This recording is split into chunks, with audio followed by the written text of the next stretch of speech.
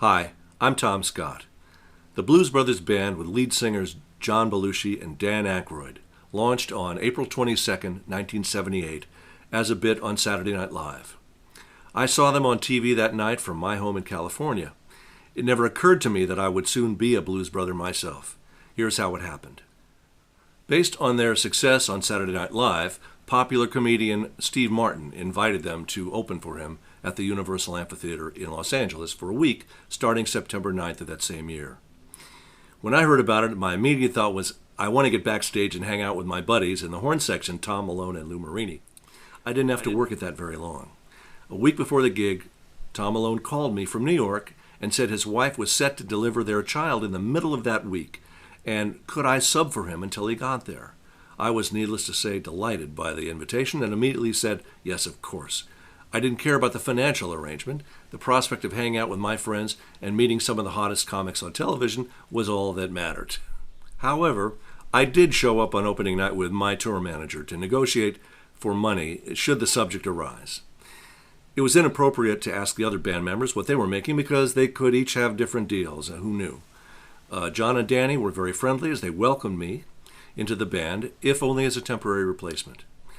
I didn't want to bring up the subject of money, but during a lull in the conversation, in an effort to maximize my potential fee, my tour manager declared, Tom gets triple scale, meaning I get paid 3 times union scale for my services. John replied with a mischievous grin, "Oh, does he now?" On every show from that moment on, I was introduced as Tom Triple Scale Scott. I took Tom Malone's place for the next 3 nights with the 2 other horn players. I already knew saxophone player Lou Marini. We met in 1970 at the Montreux Jazz Festival. Trumpeter Alan Rubin was a great player and had a wicked sense of humor. What a fun show. The Universal Amphitheater, pictured here, was an open-air venue at the time. Steve Martin probably sold out the week all by himself. The Blues Brothers were relatively unknown at the time. But when the band kicked in with Can't Turn You Loose and Dan Aykroyd made his offstage opening announcements with that voice of his, like a carnival barker, the audience quickly came to attention. Ladies and gentlemen, all that. Fantastic. The 35-minute opening set was a killer.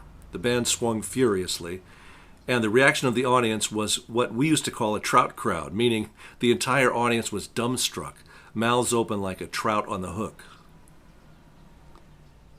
On Thursday, as expected, Tom Malone flew in from New York just in time for the evening show.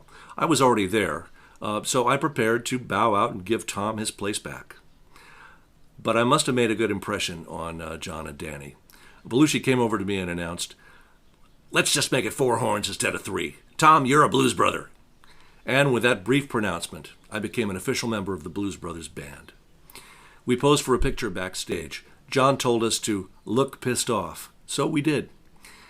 I'm in the back row, second from the left.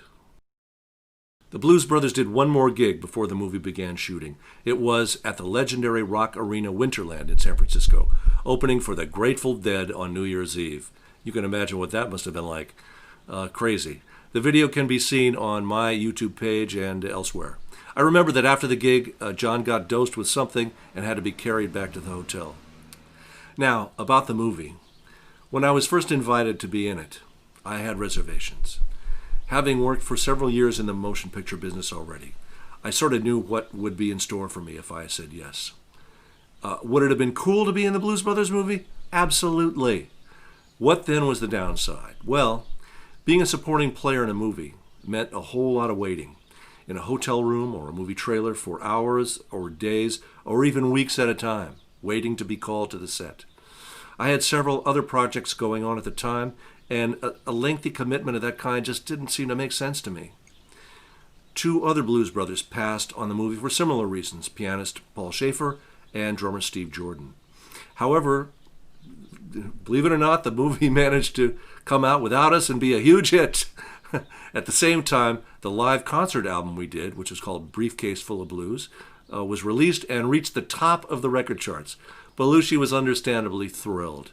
I saw him in Los Angeles. The first thing he said was, "We've got a #1 record and a #1 movie." Weeks later, my presence was again requested to join the band for the Blues Brothers movie tour. I know you're saying, but you weren't in the movie. That's true, but that didn't seem to bother John or Danny. Maybe they liked the fullness of the four-horn sound. Maybe they just missed me. In any case, we rehearsed the full hour and 15-minute show for a few days, and on the last day of rehearsal, we were all presented with gold records for our participation on the soundtrack album. I know I wasn't on the soundtrack album, true, but Atlantic Records decided to give me a gold record anyway, for whatever reason. I kept quiet. After all, would you return a gold record on a minor technicality like that? I don't think so. The tour itself was, as you can well imagine, lots of fun and foolishness.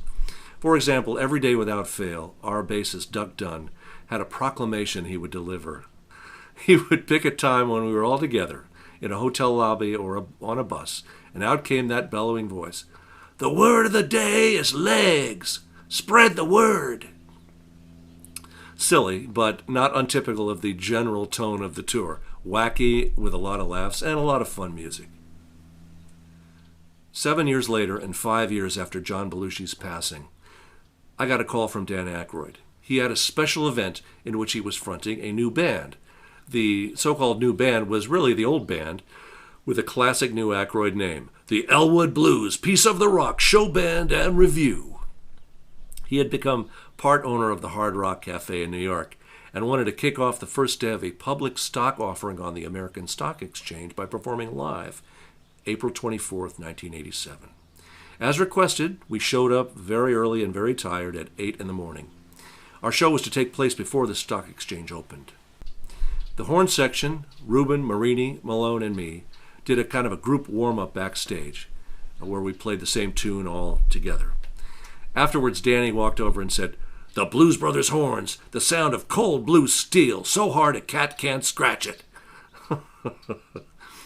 As a fee, we were offered either $5,000 in cash, a nice fee, or 1,800 shares of Hard Rock Cafe stock. We all sold short and took the cash. After the performance, some crazed yuppie stockbroker ran off with my music folder. It was prophetic because that was my last performance as a blues brother.